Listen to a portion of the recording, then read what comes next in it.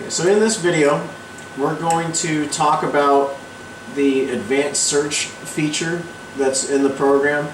The advanced search button is how we can create search fields to extract information from the database.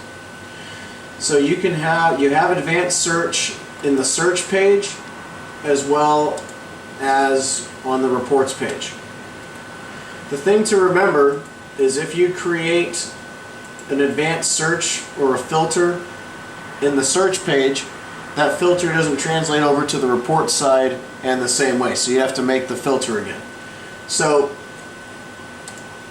for these purposes, this video, we're just going to go over what the advanced search thing is and how we can use it to get the information out of the database that we want. So for these situations, we're going to go in the reports page because this is generally where you're going to be using this for the most part at the user level. So when you click on advanced search, it brings you into this create filter button. Now you'll notice that a lot of these options here match the buttons that are usually over here when we can generate inspections and stuff like that. So the idea behind this is this is where you can create a list of, all the, if you wanted to come up with a list of, show me all the, A occupancies that are in our district. You can filter that out by finding the right information. So the ones that we're going to be using for the most part are under the inspection tab, and any of these things you click on the plus button or the minus button, and that's how you get your listing to show up. So for what we're going to do now is you have all these different choices here of how you're going to get your information. So what we're going to do is we're going to create a filter of our assigned inspections for the month. That saved filter that we have that you use when you log in as the company. I'm going to show you how we put that together. So our inspection type, you click on that and you see some information popped up down here. Under operation, we have some different choices. We have equal to, greater than or less than, is null, and is not null. And what that means is equal to means you want it to find things that are equal to an above ground storage tank, or in this situation is going to be commercial. So we want database entries that equal commercial, so then that way we're not going to get a lot of the inspectors' inspections. So the other options that are here, is null, means that in our inspection page, here, we have the different boxes that match up with what we're looking at here. All our different things. We have started, completed, scheduled, all those things that we see in our inspections tab. So when we say is null, that means that there's no information in here. So when we're doing our inspection search, we want it to be equal to commercial, and when you hit add, it brings it into this condition tree over here, which is your thread of your search. So we want inspection types that are commercial, completed, we want that is null, because we want inspections that have no completed date, which means they haven't been completed yet. We add that in. And we have a condition. We have and or. And what that means is do you want the database to search for inspection types that are commercial and have a completed is null? We want yes, so we want to click and. So or comes into play right here. So we're going to go, so we want an inspection that's commercial, that's not completed, that's assigned to, we'll use equal to, we'll use 2558A as an example. Start typing in, it brings in our selection here. We click add. There's another good point right here. If you're going to add more things, you need to make sure that the and is highlighted and there's the blue box around it, or else it won't show up. So assign to 2558A, and you add it in.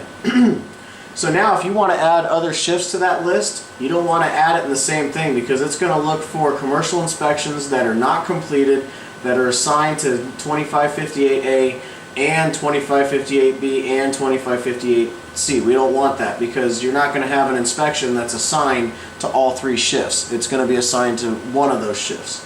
So if you want to add more companies,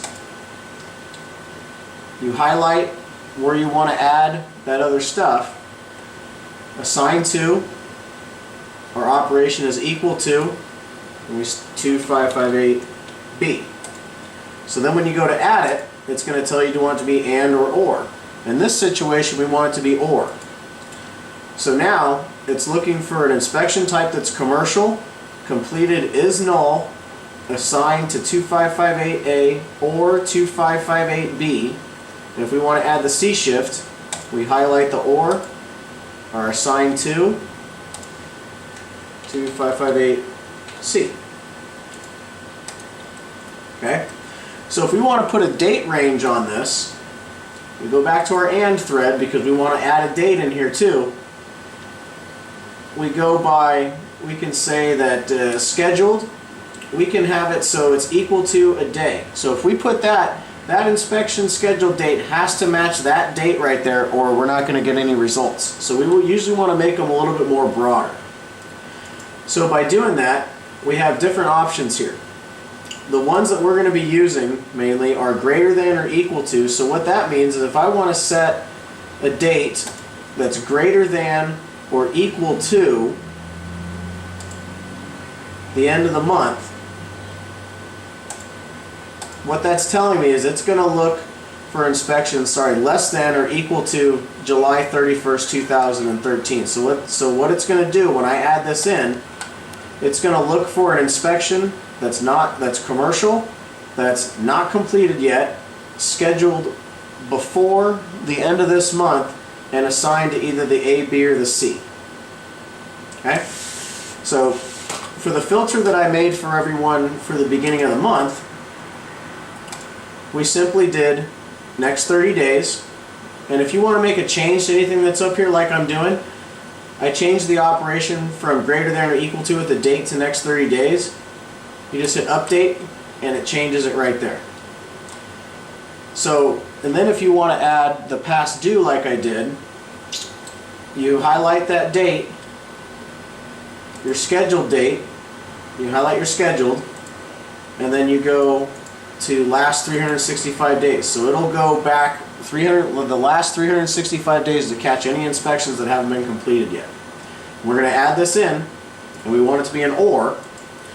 So the way, it's kind of confusing, but the way it reads is if you were to read it, we're looking for an inspection type that's equal to commercial, that has not been completed yet, that's been assigned to either 2558A or the B shift or the C shift, that was scheduled in the next 30 days or hasn't been or is past due.